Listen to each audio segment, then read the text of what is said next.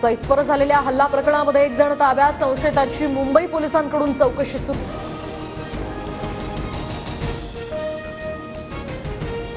सैफवर हल्ला करणाऱ्या आरोपीकडून शाहरुखच्या घराचीही रेकी। 14 जानेवारीला पोलिसांकडून मन्नत बंगल्यावर जाऊन तपास, सूत्रांची माहिती। मुंबई पोलीस आणि गुन्हे शाखेतील चढाओढीचा तपासाला फटका, तर वांद्रे पोलीस सगळी माहिती देत नसल्याचा गुन्हे शाखेतील सूत्रांचा दावा। सैफवर झालेल्या चाकू हल्ला प्रकरणामध्ये आरोपीची ओळख पटवण्यासाठी पोलीस मदत घेणार। खान कुटुंब आणि घटनास्थळी उपस्थित असलेल्यांची मदत घेतली जाणार। सैफच्या घरी फ्लोअर पॉलिशिंगचं काम करणाऱ्या दोघांचीही चौकशी सुरू। हल्लेखोराला कर्मचाऱ्यांपैकी कुणी घरी प्रवेश दिला का, या संदर्भातला शोध सुरू। सैफच्या घरात जबरदस्तीने शिरण्याचा प्रयत्न दिसत नाही। सैफच्या घरी किंवा घराबाहेर कुठेही सीसीटीव्ही नाहीत, सूत्रांची माहिती। तर हल्ला करणारा आरोपी वांद्रे स्थानकाजवळील सीसीटीव्हीत कैद।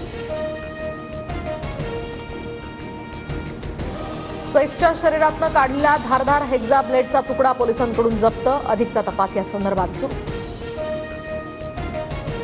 वांद्र्यातील उच्चभ्रू इमारतीमध्ये चोरीचा आणखी एक प्रयत्न। चोराकडून सुरक्षा रक्षक आणि सोसायटीच्या मालकांना धमकी। एक जण या प्रकरणी ताब्यात, एक चोर मात्र फरार। पोलिसांकडून त्याचा शोध सुरू। धनंजय मुंडेंच्या कार्यकाळात कृषी साहित्य खरेदी धोरणात बदल का? 2016ला सुरू झालेल्या डीबीटी योजनेत का बदल? हायकोर्टानं राज्य सरकारकडे मागितलं स्पष्टीकरण। आंबेडकरी अनुयायांकडून परभणी ते मुंबई लॉंग मार्चची तयारी, तर सोमनाथ सूर्यवंशी आणि विजय वाकोड यांच्या कुटुंबाला न्याय देण्याची यत्न मागणी।